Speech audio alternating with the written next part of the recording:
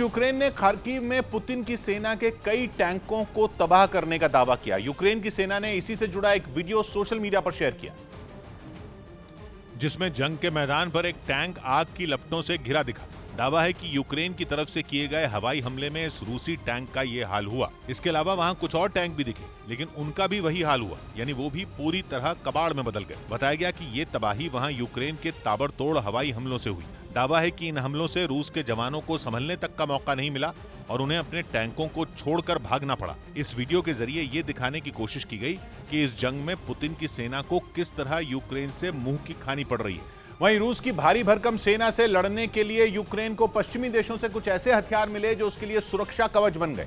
इन हथियारों की लिस्ट सामने आई। एक दिन पहले बाइडेन ने यूक्रेन को 6000 करोड़ से ज्यादा का पैकेज देने का ऐलान किया था, जिनमें कई खतरनाक हथियार भी शामिल थे। और अब यूक्रेन का सुरक्षा कवच बने उन हथियारों के नाम सामने आए जो उसे अमेरिका और पश्चिमी देशों से मिले, जिनमें सबसे पहला नंबर है स्टिंगर मिसाइल का। ये एक छोटा सा रॉकेट होता है जो मिसाइल को शूट करता है। इसे कोई भी अपने कंधे पर रखकर इस्तेमाल कर सकता है। इसकी ताकत का अंदाजा इसी बात से लग जाता है कि ये मिसाइल ड्रोन और हेलीकॉप्टर को मार गिराती है। ये दुनिया की सबसे छोटी और हल्की मिसाइलों में एक है जो केवल 5 फीट लंबी होती है।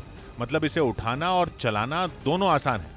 वैसे तो ये अमेरिकी हथियार है, लेकिन पिछले कुछ सालों में यूक्रेन को इस हथियार की बड़ी सप्लाई की गई है और कहा जा रहा है कि ये मिसाइल रूस की सेना का काल बन गई।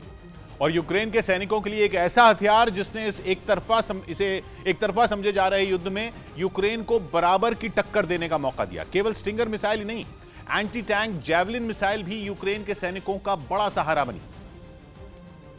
और दावा किया गया कि यूक्रेन की सेना जैवलिन मिसाइल के दम पर रूस की 280 बख्तरबंद गाड़ियों को तबाह कर चुकी है। एंटी टैंक जैवलिन मिसाइल की सबसे बड़ी खासियत यह है कि इसे अकेला सैनिक भी चला सकता है और दुश्मन के खेमे में कोहराम मचा सकता है। जैवलिन मिसाइल को सैनिक कंधों पर रखकर फायर कर सकते हैं और इसी वजह से सैनिक इसका इस्तेमाल किसी इमारत के अंदर कर सकते हैं।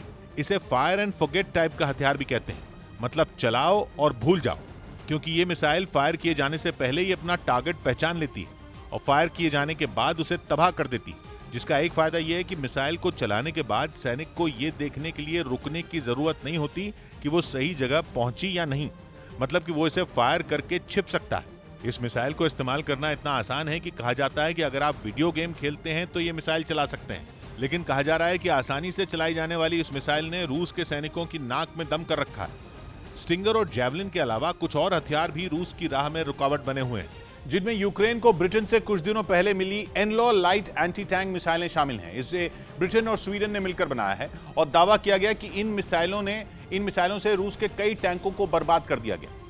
एनलॉ light anti tank missile 800 metre की दूरी तक मार कर सकती है। अमेरिका का स्विच ब्लेड ड्रोन भी यूक्रेन का बड़ा सहारा है। यह आत्मघाती होने की वजह से रूस के लिए बड़ा खतरा बन गए। इसके अलावा S-300 missile defence air system भी यूक्रेन के सैनिकों की खूब मदद कर रहे हैं। यह सिस्टम पूरी तरह से ऑटोमेटेड मिसाइल लॉन्चर यूनिट है, जिसकी खासियत है मिसाइलों और गाड़ियों को ट्रैक करना और दूर से ही खतरा महसूस होने पर उन पर हमला करना। यूक्रेन के सैनिक पहले से ही जानते हैं कि S-300 को कैसे ऑपरेट किया जाता है।